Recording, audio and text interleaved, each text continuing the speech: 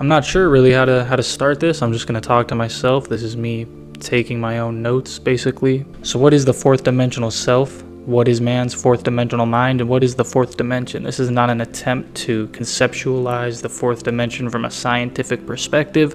It's more so just to name a world beyond the senses, beyond physical reality, with something that will be easiest to understand. And the concept here, the underlying theme, is that the mental plane, the imagination, the realm of thoughts, everything that happens internally within the mind's eye. So if I close my eyes here and I imagine that I'm on a beach in Key West eating apple pie, that's really happening in my mind's eye. If I work hard enough, that is a conscious experience that I'm having within the fourth dimension, so to speak. The idea here is when used with a intent for manifestation, for creating one's own reality, when one is having a conscious experience within the fourth dimension, that will then materialize into the third dimension, because consciousness is all that exists. The external world is consciousness. They say the external world is consciousness crystallized. And so when consciousness is having a conscious experience that it believes to be real, it will then do everything in its power to make that a reality in the 3D world. And so this is what the law of assumption is. When you assume something is real, consciousness validates that assumption. The ancients, we're just going to go through the intro of this book here. Neville Goddard brings up the idea that there are two minds, the carnal mind and the mind of Christ. Now, don't mistake this with anything having to do with Jesus necessarily, although it does, but more so just this is a separate kind of topic. And so the carnal mind is the mind of the senses. It's, this table here, this water bottle, this microphone that looks like a fucking sperm. It's this pen that I chew on sometimes. That's the carnal mind. That's the carnal observer. That's me living in carnality, if you will. I'm living in the senses. I'm living in the external world, in the material world. And then there's the mind of Christ, which is the internal mind, which is the higher mind, which is the mind of, if I close my eyes, again, I just previously mentioned Key West, it's essentially the imagination, to keep it simple. If I close my mind and imagine something, I see something in here that is not in here. The emotions, the thoughts, that's the mind of Christ. So there's two separate minds. We all are, bouncing back and forth between the two each day. Most of us are living primarily within the carnal mind, which is unfortunate and so to speak detrimental to our spiritual progression, our ascension in this life. And so this is why even starting with 5 to 10 minutes of meditation a day, living in the mind of Christ, reaching that Christ impulse each day and gradually progressing and increasing your time spent in the mental realm will reap benefits. Now, how is reality created? Goddard states in quotes, "The cornerstone in which all things are based is man's concept of himself." Now, this is an important topic because these esoteric adepts, whether from the mysteries of antiquity or modern-day societies like the Rosicrucians, what they have always understood, Neville Goddard himself was a Rosicrucian, what they have always understood is that consciousness is the creator, and consciousness is, and the perception of consciousness creates automatically without work from you. And so what this means is, and this is symbolized with the eye of providence, the all-seeing eye on the dollar bill, which a lot of conspiracy theorists will attribute to being, the government's watching you, which they are. They're watching me right now, and to that I have to say, hey, subscribe. And so that's one meaning, but the real meaning, this all-seeing eye, which was put onto the dollar bill when founded by Freemasons and Rosicrucians, what it really means and what it really represents is the I, or the I am. The I am is man's conception of himself, man's assumptions of his own state of being, his own, what he's good at, what he's not, what he experiences. There's some people that go through life believing they're the luckiest person on earth, believing like, shit just works out for me. $20 bill on the ground. New job opportunity. How am I so lucky? I keep getting lucky. I'm always lucky. And what happens? Since that is man's conscious perspective of himself, it continues to validate that perception. The external reality, which is consciousness externalized, continues to feedback that, because there's no difference between this and that. There's no difference at all. It's that is this, just in an outward form. And that's why when you smoke weed or do whatever it is you do, typically weed though, weed is bringing that unconscious closer to the conscious perspective, which is why you feel like this fucking pen is not even a real pen. Like, none of this material world, this matter, matter is just spirit crystallized. Matter is just spirit in a lower form, in a denser form, which is why Theosophists and Rosicrucians, they look at the ancient, whenever the fuck, pre-BC, all the way back to Atlantis, Lemuria, Hyperborea, and these concepts, these root races. They say the world wasn't as dense, which is why Atlanteans, they had hovercraft technology. Now I'm just going off on, who cares, right? But this is that same concept, because the world descended from spirit. This is kind of a Gnostic talking point, but I don't speak of it from the Demiurgos perspective. The world descended from spirit into matter. So you had these higher beings, which are now lower beings, and we will eventually go back into being higher, spiritually progressed beings. But the world evolved from spirit into matter. Matter is just spirit, energy, if you want to put it that way, in a solid form, in a denser form, vibrating at a different frequency. And so back to my point, which who knows what that even was. So again, to piggyback off of the quote that Goddard gives us here, the cornerstone in which all things are based is man's concept of himself. Now, man's concept of himself is his assumption, the law of assumption. These fucking spiritual guys, they'll talk about all of these laws. Law of assumption, law of attraction, law of detachment, law and order. They got more laws than, North Korea. And I don't necessarily buy into all of this, and I won't speak on all of this without actually giving the real information. It's not as simple as, law of detachment. I stopped thinking about it and it comes to me. And so the future, another note I have from the book is the future has several outcomes. Now, these outcomes are determined by man's state in the present. There's nothing but the present. And the present, what is the present, is consciousness. It's conscious perception. And so, like I was saying, the external world is consciousness crystallized. What I mean by that is you are the table. You are the fan right there. You are the camera. You are that. Or you are not, I am that. You are whatever's in front of you right now, the phone, the laptop, the whatever. Because you are that spirit and you are that consciousness. And this is just you. This is just your internal world coming into fruition in a material way. And so knowing that, all of the suffering you've endured, all of the triumph you've endured, all of the hardship, all of the tests, the trials, the surprises, whatever, the karma has all come from your internal state of being, as well as your own personal karmic cycles. And that is because you are the creator, the co-creator is the better way to put it. Or I am the co-creator. I should just talk to myself. I already do. In the movie theater and shit, And so the future has several outcomes, as I just said. And this is because the soul, if you take the soul, let's imagine for a second that this mouse is the soul. Anything above the mouse is the future. Anything below the mouse is the past. The soul, this stream of time, is all interchanging through this soul. Hold on, I'm going to draw something real quick to really emphasize this. This is the soul. This is you. This is your existence. This is your consciousness.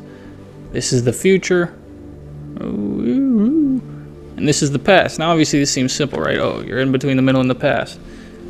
But these experiences and these impressions are actually affecting this and vice versa. So if you can change this,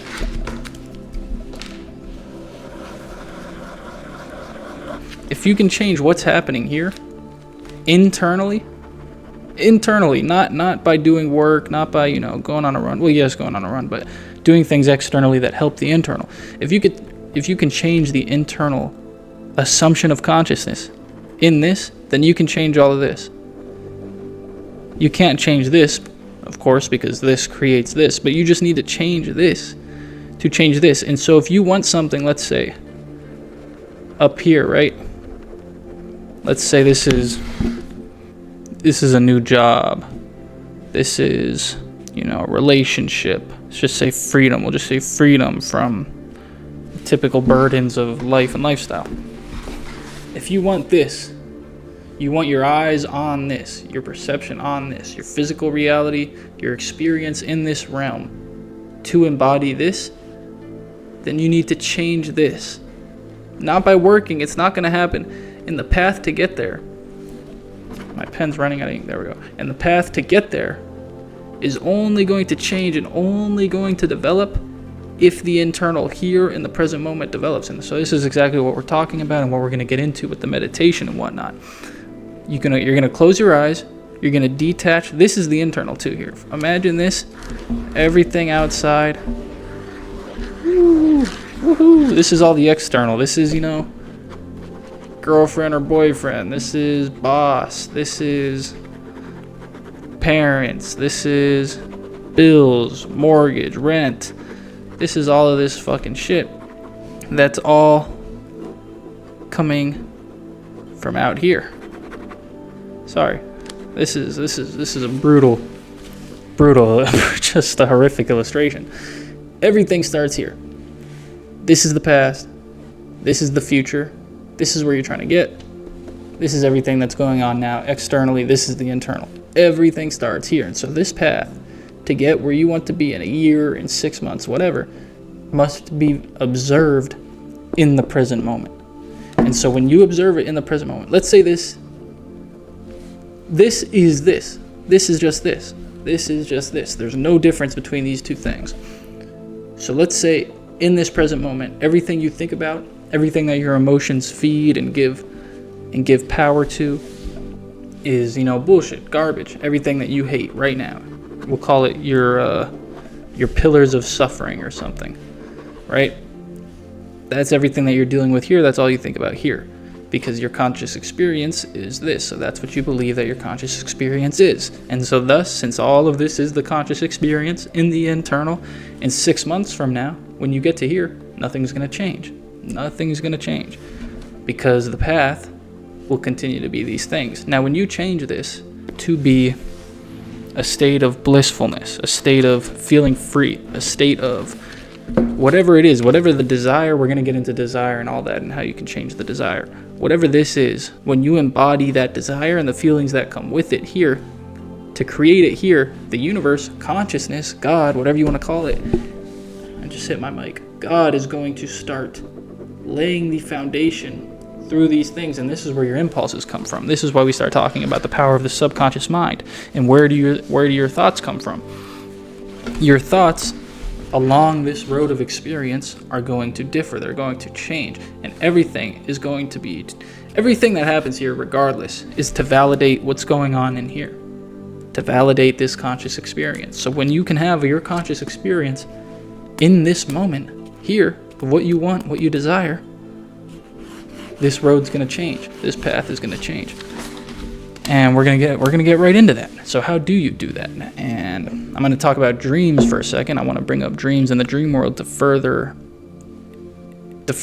emphasize the power of consciousness over materiality. So if you don't really believe me, you think I'm crazy. Oh, reality, it's not real. It's just the mind. Hermeticists say it's all the mind. All is the mind. The mind is all consciousness, or reality is consciousness crystallized. All you have to do is look at dreams, your own dreams.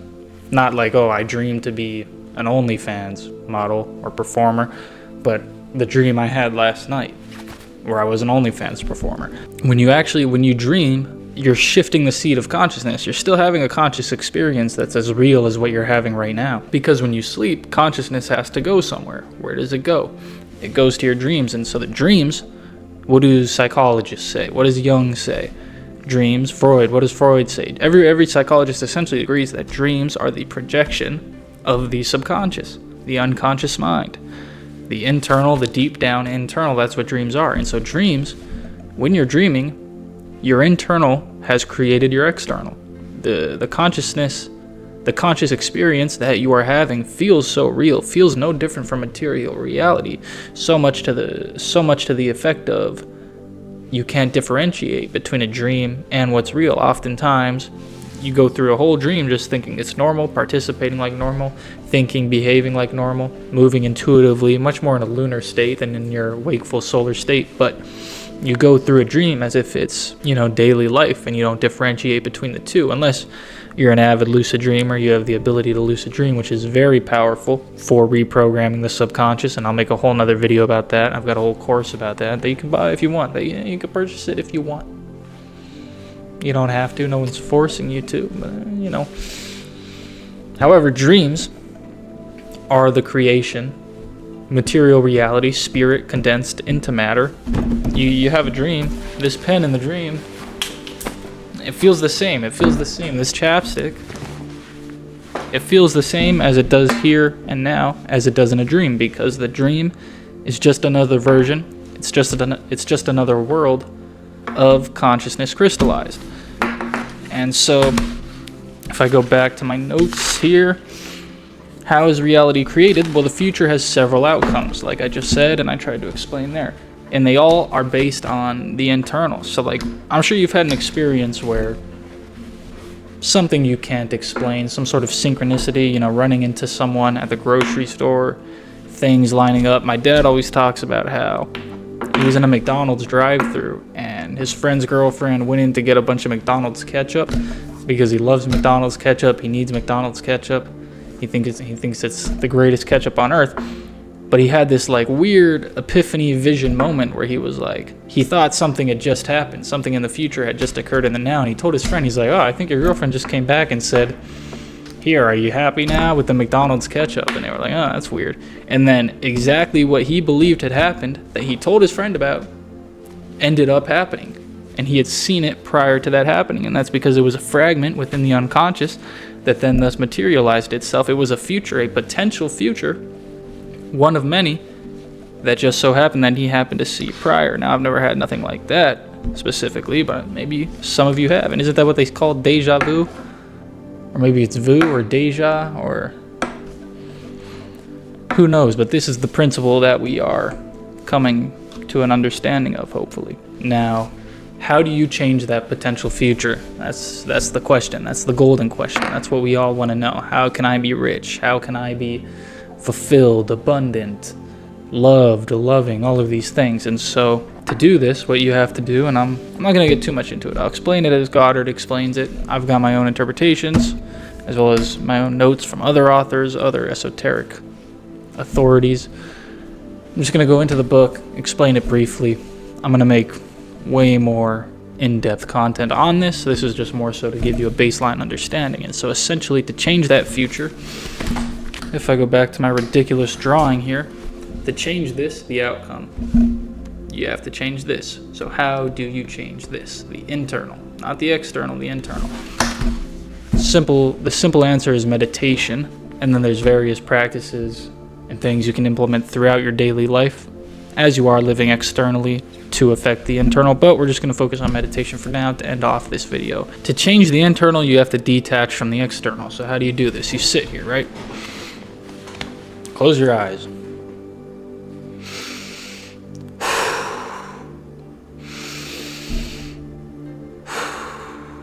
What happens when you're living externally is you're in your solar state. You're in the sun, which encapsulates the daytime. It's the solar state, the moon, the nighttime, the lunar state. You need to be able to focus on one vision, one piece of imagery, which is much better done in your lunar state. So if you are, which is when you're sleeping, it's kind of when you feel sleepy, when you're high is a lunar state. It's a dreamlike state. And to do this, and this is when you're closer to your subconscious, the lunar state is when you're closer to the internal. The solar state is when you're closer to the external, which is why you sleep in the lunar, you jerk off in the solar. And so to get closer to that lunar state during the daytime, you need to meditate. You need to do breath work. You need to bring yourself from all the firing going on here, all the, should I rob that bank? Should I eat that fried chicken? Should I do this? Should I do that? All of this that's going on here, should I eat the banana? Should I eat a chocolate chip cookie? Whatever is going on. Should I go to work today? I have to go to work today. All of this, everything. The thought loops that are firing every day, all day. As soon as you wake up, when you listen to music, when you listen to a podcast, whatever, all this garbage, you have to bring that down. Ooh, it's all firing up here.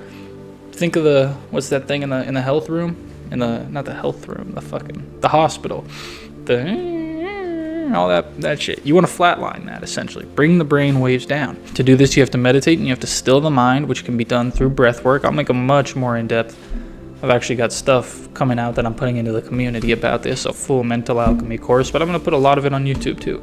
You have to come down to zero, come down to baseline level, essentially the way that you were thinking when you were in the womb, when you're thinking in your lunar state, when you fall asleep, to get into that lunar state, that sleepy, dreamlike state. And that can be done through meditation. And once you do this, with the eyes closed, you can do this laying down or sitting up. You don't want to fall asleep though, don't fall asleep. You're bringing yourself down. And now you imagine the desired outcome. You imagine the future and you see this, and you're not going to be a fucking whiz at imagination. I like to call it visualization. At first, it's not easy. Now there's various nuances to this. Should I get into it? I feel like I should make a whole separate video on how to visualize, because there's a whole lot of different things. But essentially, all your visualization of this future, imagine your desired outcome, the desire that you have, the desired outcome. What would you do and how would you feel if that desired outcome were to be accomplished? Now, maybe you'd feel fucking phenomenal, right? And what would you do after? Maybe it would be you walking through the airport going on a trip.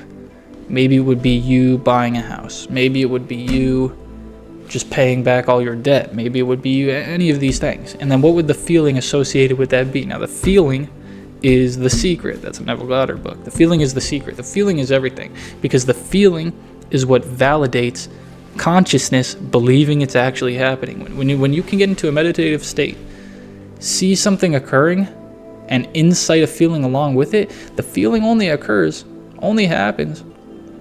The feeling is only brought out because the mind, the psyche, actually believes it's happening. You have actually convinced your mind's eye of having a completely different conscious experience. Now, the feeling, you can't force it, you can't fake it, but you will recognize it when it happens. It's chills across the body. It's a wave.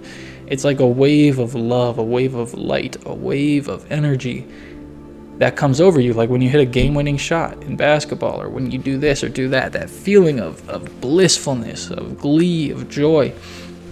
You need to embody that in your meditative state as you are visualizing from the first person perspective, you performing a task, you doing something, you talking to somebody, anything that you would have done after achieving what it is you desire in this future, in that future. And so it's always got to be something after too. So, and keep it to one thing. You want to keep this to one thing, because as you do this, always from the first person. The difference between success and failure, as Goddard says, is whether you're doing it from your own conscious perspective or whether you're observing yourself doing it. They're two very different things. Now, how do you get better at this visualization? It won't be easy at first, but repetition. I'm going to make a whole nother video about. This could be an hour-long video, honestly, on just how to visualize. Now, deciding what it is that you want this to be is actually a whole nother issue and problem within itself, because if you can't fake a desire. If you fake a desire, nothing's going to happen. And you can't tell God what you want your desire to be, so to speak. There's a story, I'll tell the story briefly real quick. We'll end on this. There's a story by a Rosicrucian author. He talks about this couple, this family, who wants to move from somewhere in, I don't know, probably Detroit or something, to California. And they're selling their home in Detroit. They've got 3 prospective buyers, but they can't quite close the deal with anybody. One of them is on trial right now for touching a kid or something. Who knows? I don't remember what his exact example was. The other person is, waiting for inheritance from a dead family member. They don't quite have it yet. These are all prospective buyers to buy their house so that they'll be able to afford the move to California to get a new house there, as well as getting a new job for the husband. The husband's got a degree, he's accomplished, but he can't quite land the perfect job that he wants.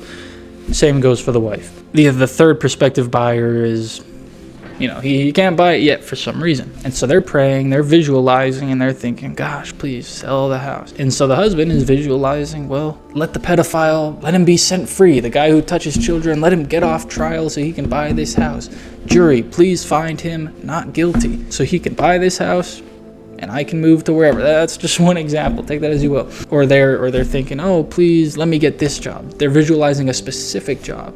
This is me in this specific job. This is me selling this house to a specific person. This is a specific outcome that I am visualizing. You cannot tell God how to do his job. You cannot tell the universe how to work itself out.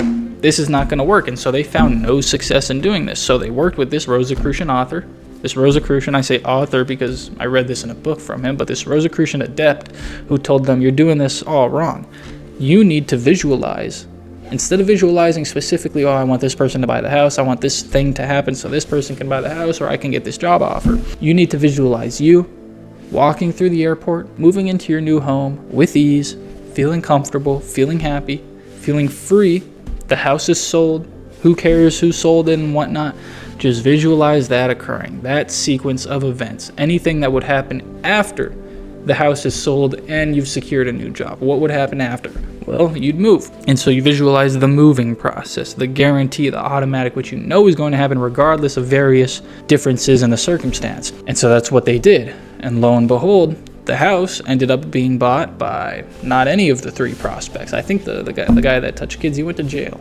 Hopefully, who knows? And so they visualized that. And what happened was, oh, the wife had a friend in San Diego who just happened to know this really good company who was hiring a business manager for a great salary and said, hey, I know somebody.